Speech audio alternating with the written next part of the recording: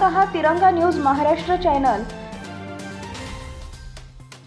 कृष्णा नदीकाठी बेकायदा माती उपसा बंद करण्याची मागणी प्रांताधिकाऱ्यांना निवेदनाद्वारे शिवसेना उभाटा गटाचे शहर प्रमुख बाळासाहेब हातेकर यांनी केली।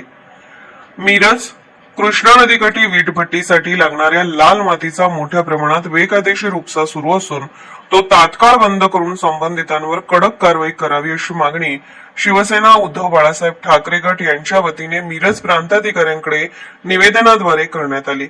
नदीकाठी होणाऱ्या या बेसुमार माती उपसामुळे नदीकाठावरील वाड्या वस्त्यांमध्ये राहणाऱ्या नागरिकांच्या संसारावर पुराचे पाणी येण्याचा धोका निर्माण होत आहे।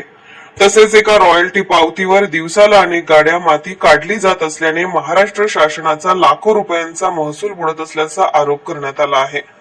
निलजी, धामणी, बामणी, अंकली, हरिपूर व ढवळी या गावांच्या परिसरात मोठ्या प्रमाणात माती उपसा होत असून काही मंडल अधिकारी व संबंधितांच्या संगनमताने हा प्रकार दरवर्षी सुरू असल्याचा आरोपही निवेदनात करण्यात आलाय।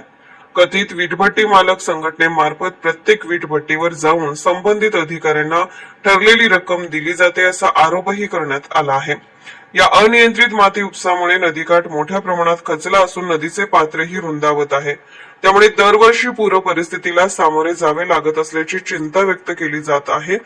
तरी प्रांताधिकाऱ्यांनी स्वतः लक्ष घालून नदीकाठावरील वीटभट्टीसाठी होणारा माती उपसा तात्काळ बंद करावा, तसेच वीटभट्ट्यांवरील मातीचे व मूळ जागेचे मोजमाप करून संबंधितावर योग्य ती कारवाई करावी अशी मागणी शिवसेना उद्धव बाळासाहेब ठाकरे गट मिरज शहर प्रमुख बाळासाहेब हातेकर यांनी केली आहे।